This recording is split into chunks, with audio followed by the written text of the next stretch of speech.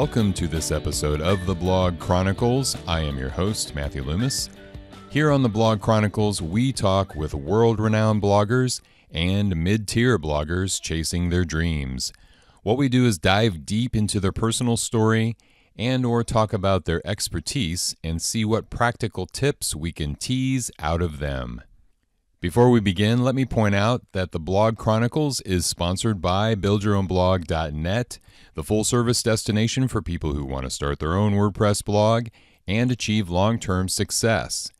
Visit BuildYourOwnBlog.net to start your new blog today. All right, so which blogger are we going to chronicle today?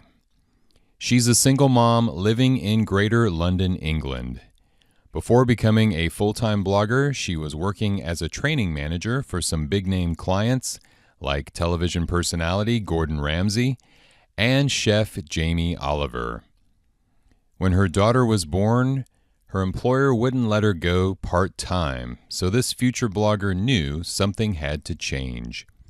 Today, she is a highly sought-after digital marketing consultant.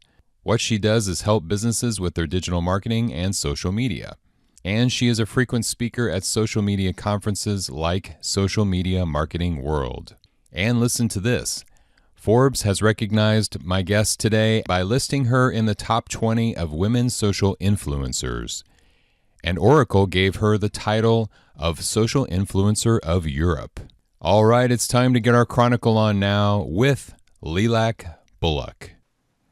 Hi, Lilach. Welcome to the show. Hi, Matthew. Thanks so much for having me. Delighted to be here. Yeah, it's great to have you on the show today. And first of all, Lilach, I want to start with asking you, how long have you been blogging? Oh, my goodness. I think I've been blogging for about 10 years now. A long time. It's interesting because blogging's really evolved. My first blogs were about 300 words, and then it went up to 500 words. And, it's so different now. Blogging has really evolved, hasn't it? Yes, it has. Because you're talking around 2007 when you started. Yeah. Yeah, there wasn't even really that much social media presence at that point. No, in fact, I started in 2006. That's scary. Okay. Yeah, 11 years, because I started my first business in 2006. Yeah. Wow. That's when MySpace was the big thing. In America, it was. It wasn't that big in England. Oh, really? Okay. Yeah, I didn't know that. Yeah, it wasn't as big. Yeah. Interesting. So, Lilach, what did you do, I'm just curious, before you began working independently online? Yeah, sure. So I used to be a training manager. I had really big clients like Gordon Ramsay and Jamie Oliver. I worked in London, in the city, and in all honesty, they wouldn't let me go part-time when I had my daughter. And that kind of was the push for me to set up on my own. That was the driving force. That was my reason why I set up in business. I don't think I would have ever dreamed of it otherwise. Yeah. So did you start your own WordPress blog, or how did that come about? So I actually set up a virtual office business. So many years ago, I used to be a legal secretary, and I worked up the ranks, as it were, and when I had Emily, I was a training manager. So by the time I had Emily, I decided, well, I'll just provide, PA secretarial work for companies, and I'll just do it, as a virtual PA. So that's how I initially started. And it was interesting because I got my first client back then in 2006 online from an online network called Academy. And literally within 10 days, and they were with me for the whole duration of when I had that business. I actually sold the business because it grew so much. But I can't remember what my site was built on initially. That's awful, isn't it? Because I've gone through so many different websites. I think it was professionally built, and then it eventually migrated onto WordPress, yeah.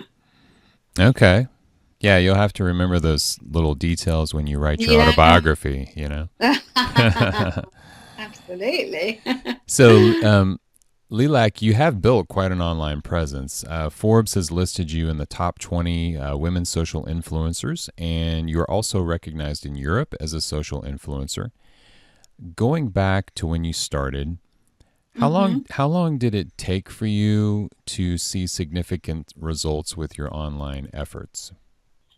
Oh, that's a good question. I think first got listed, I think it was 2012, 13. So it took a good 6 years. But in fairness, social didn't really start to take off until 2009, really, didn't it? I think that's when it was at Hmm. its peak, really going for it. So I would say it took a good 3 years, but there was a lot of behind the scenes before that. Can you give us an example of that, like a little story or something behind the scenes that maybe the average blogger could relate to? A quick story that was happening behind the scenes to help you grow in those early days? Oh gosh. I think the only behind the scenes stories I remember are a bit chaotic and stressful, if I'm being really honest. I remember at one point I had 5 people working in my house and I had 2 in the kitchen. We were just bursting at the seams. And it's funny how now everything's very virtual, but back then, I, moved into offices and hired, and had staff. So it was a very, very different business model that Mm-hmm. I had. Um, Hmm. so I guess I should remember better things, shouldn't I? But those are the things that I remember, the things like that, rather than other things. I don't Right. know, really, but yeah. Yeah, but that sounds pretty amazing. That was a startup, right? It was. I mean, on one hand, it was great, but on the other hand, I had the opposite problem everybody else had. So I didn't struggle to get clients. I had so many, I couldn't cope. And another thing I remember as well was one day I used to hire a lot of mums to work for me Mm-hmm. because I was a young mum myself and, I wanted to help other mums because it's really hard for mums particularly to get part-time work. Um, and I remember I had 2 or 3 who were sick one day or their kids were sick and it was a nightmare. So I had to get some temps in to cover, Hmm. which was just horrendous. It was just, yeah. So I actually sold that business 2 years later because I realized that the business model wasn't the right one for me. I quickly understood. And I think I struggled to have time for myself. I kind of lost my way. Mm-hmm. I set up, I mean, I've been in business now for 11 years, but it's only in the last year, 18 months, that I've actually managed to achieve the work-life balance, which was the main reason why I went into business in the first place. So it was Mm. something that I could never succeed in. Yeah, so that's interesting. So I just remember being really, really busy, very, very stressed and having too much work that I couldn't cope with. Yeah. So yeah. Well, what is a tip, a quick tip for that work life balance that moms Yeah. out there So, and solopreneurs out there, mm. what would you say to them? Okay, so I would say learn to say no. And I think for women, that's much harder than men. I think be ultra disciplined with your time. So think about the things that generate an ROI for you. So Hmm. I rarely go to networking events. I only go to events if I'm speaking, and I only go if I'm paid to speak.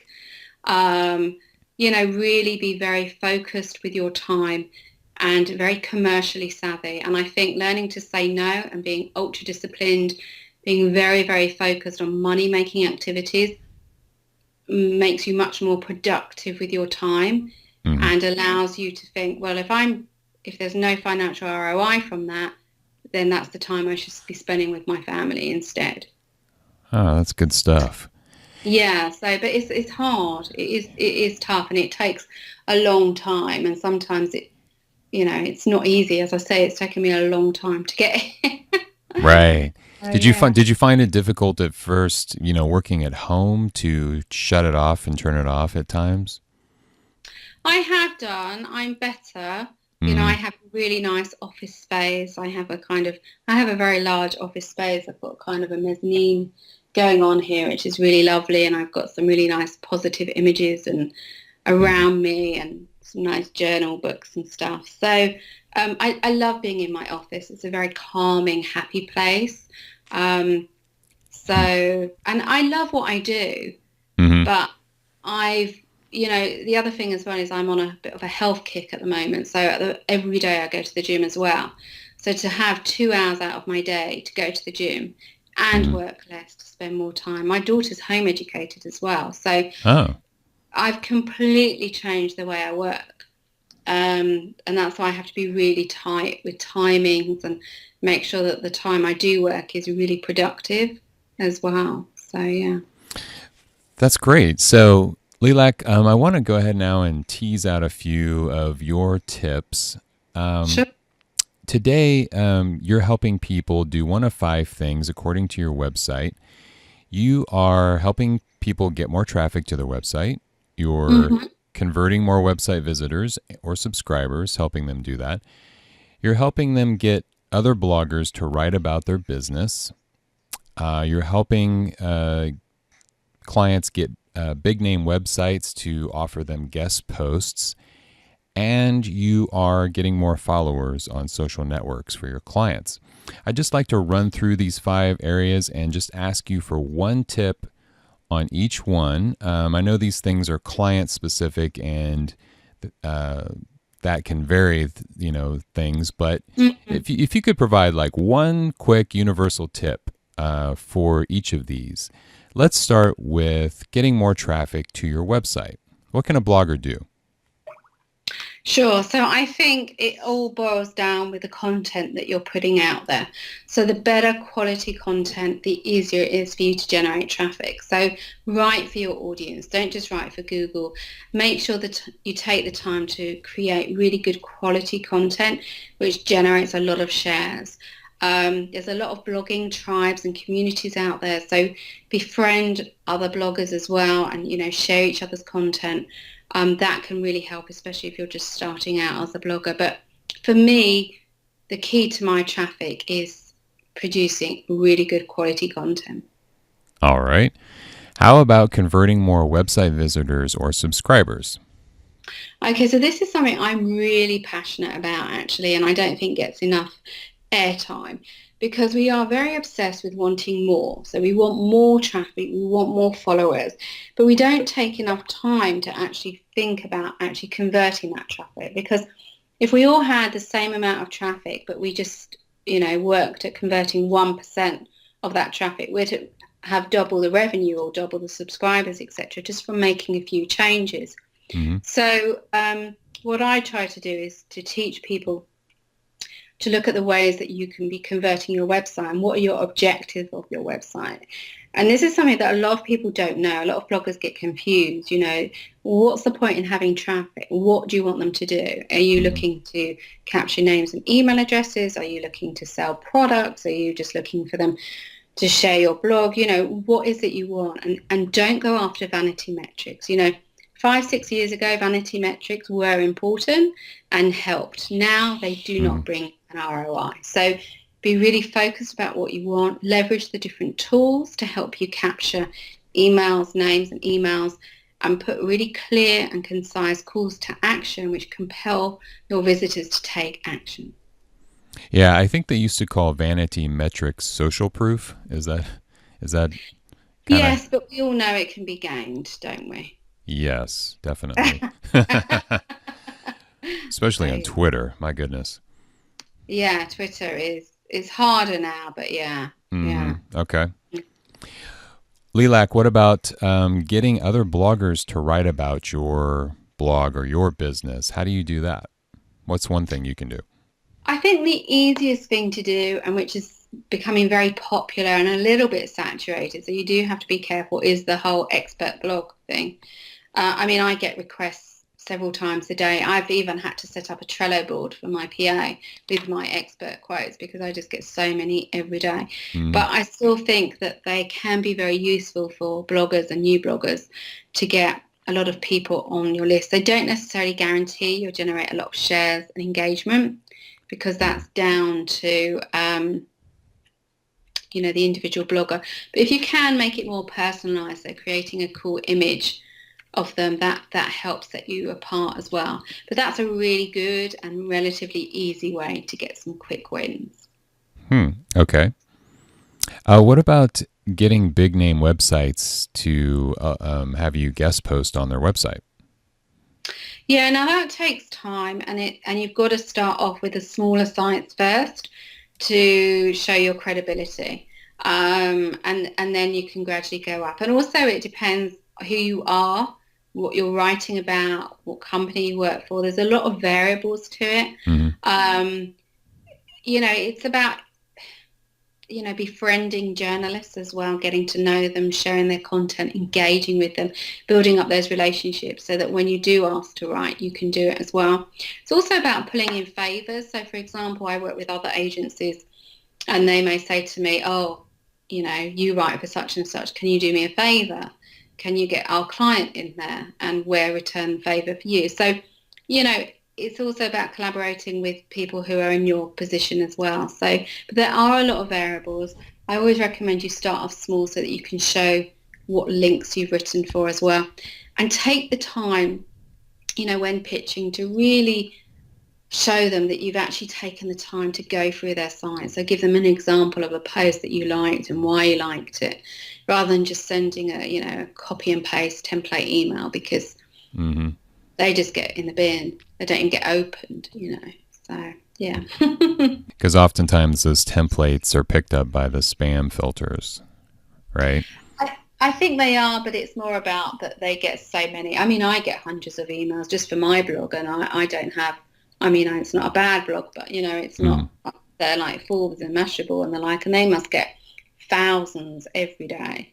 So you have to stand out. You really have to stand out. So I would go for a more targeted approach rather than a quantity approach. So I would create a wish list of, say, 10 or 20 blogs that you'd love to guest blog for, and spend some time on their site, getting to know it, seeing what type of content they like, what does well as well, so what performs well for them, and create a pitch which is really tailored for them, which, highlights that you're going to create a lot of value for them as well.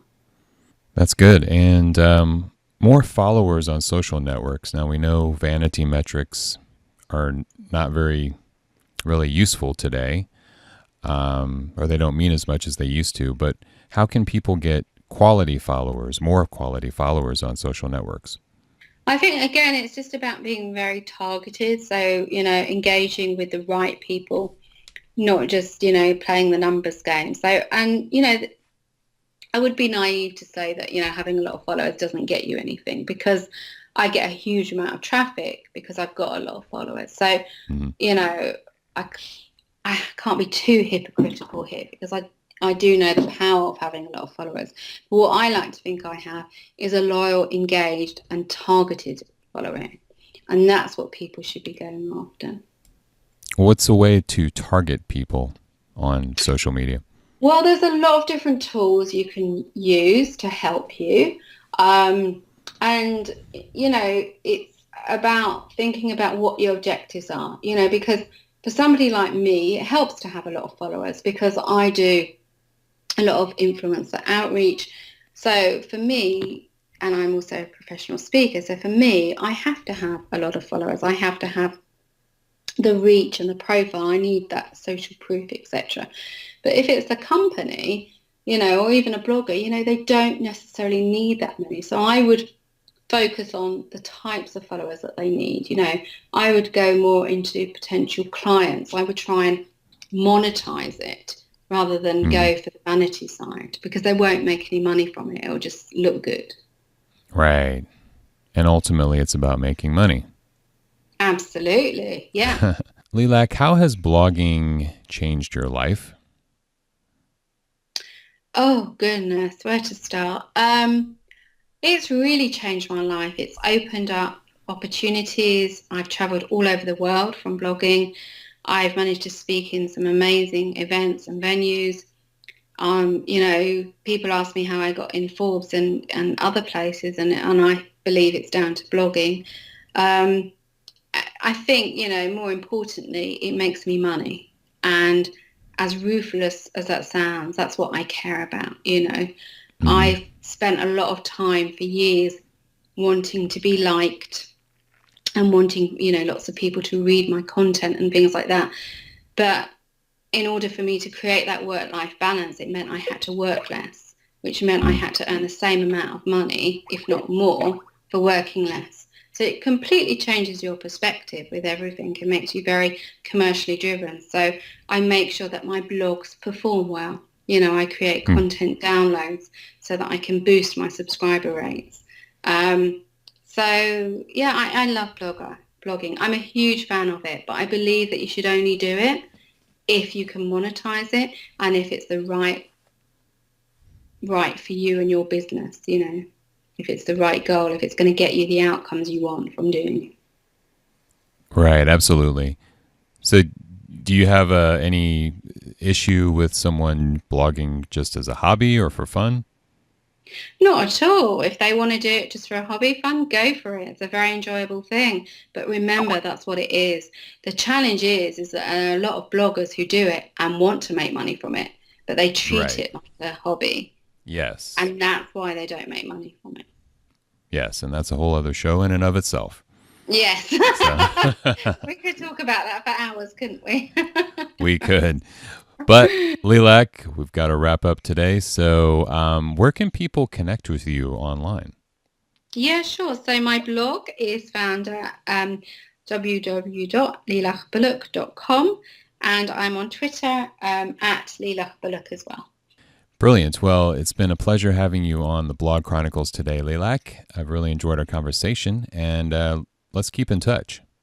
Yeah, definitely. Thank you so much. It's been a pleasure. Thanks for tuning into this episode of the Blog Chronicles. If you enjoy the show, please subscribe on YouTube or iTunes and leave a rating or review to help other bloggers find us. If you want to chat, look me up on Twitter at Matt Loomis. So who's going to be my next guest on the Blog Chronicles? She's a longtime blogger, podcaster, YouTuber, and social media aficionado, and we're going to talk about how to get started with live video. She is going to help us understand what live video is all about and why bloggers like you should consider using it to help you reach your blogging goals. I'll see you next time on the Blog Chronicles.